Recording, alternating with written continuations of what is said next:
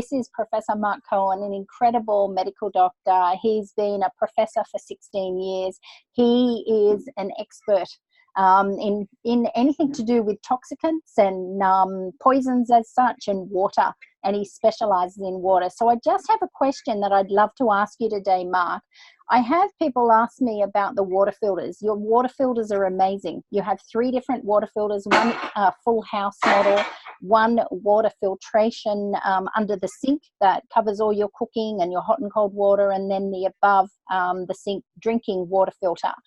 What I wanted to check with you is, I know that the current system doesn't remove all of the fluoride. Can you please expand on that and what you're doing to enhance that, and also the importance of understanding the impact of the other chemicals, I guess, on the body?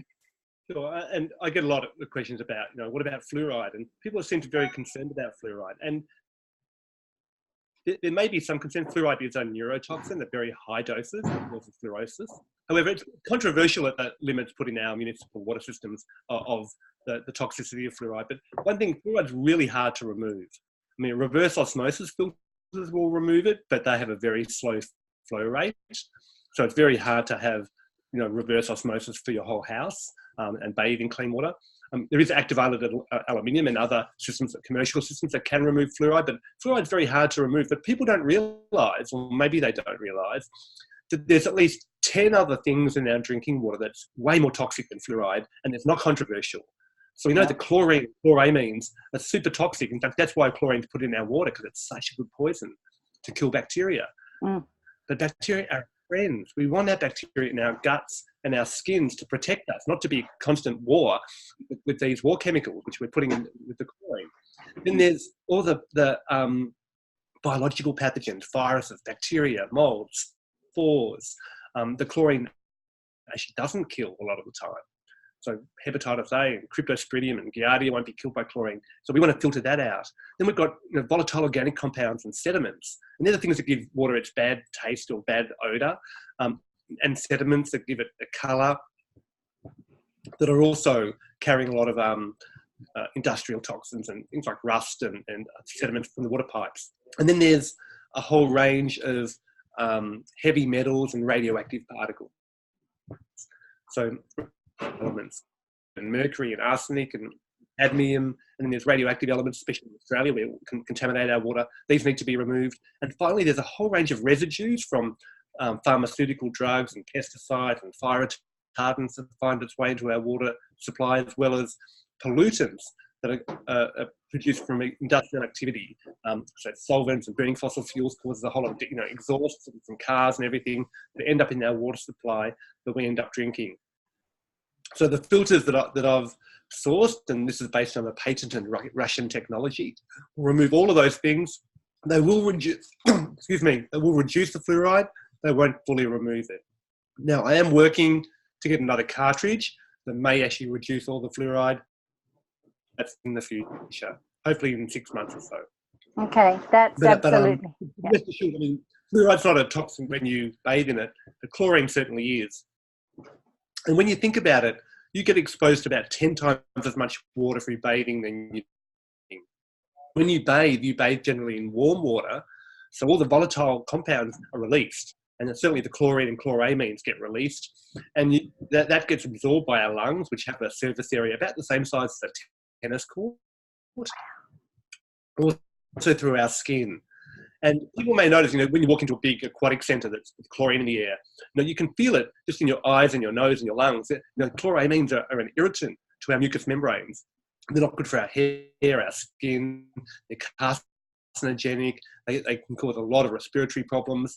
And you don't want to have to breathe this in and expose our skin to that when you're bathing. But for me, it was really important to have a filter that could remove all these toxic elements and do it for bathing water, not just for drinking.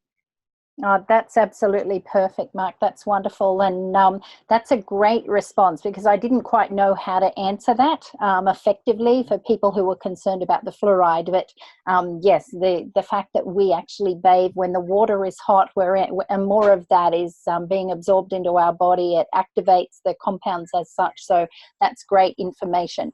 What I also wanted to know regarding the filters, How much are they to replace, and how often do we replace them? I know I've had a couple of questions regarding that as well.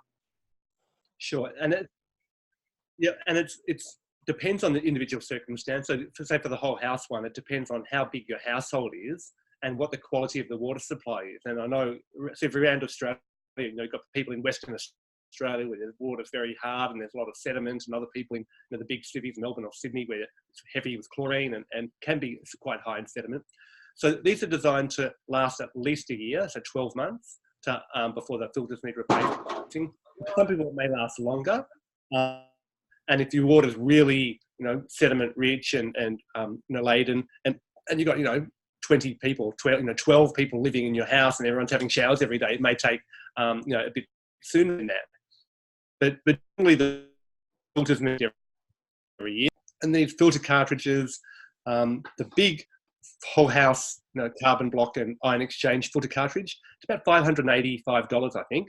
And that can be replaced every year. Now, it may actually lasts a lot longer than that, and you may just have to replace the sediment filter, which is about $80 each year. And because the sediment filter protects the carbon block ion exchange filter, if you like, right. It doesn't kill rapidly. But it does depend on how much water you're using. The quality of the water to start with. But generally, you know, every 12 months they need replacing. I think the under sink's for about $380, and that's if you know, a lot of water in your sink. Mind you, that one doesn't have a pre-sediment, but it still, that one actually may last 2 years or more in some families, depending on how much water they use. And above that, the counter one, that's designed to last, you know, 4,000 litres. So, you know, if you have roughly, you know, 10 litres a day, that'll last you a year. Right, absolutely wonderful. And there's so many variables, as you say. So thank you, Marc. Thank you so much for sharing your knowledge again. I have so many more questions, so I'm going to bring you back again so that I can share more information with these beautiful people in regard to your extreme wellness filters.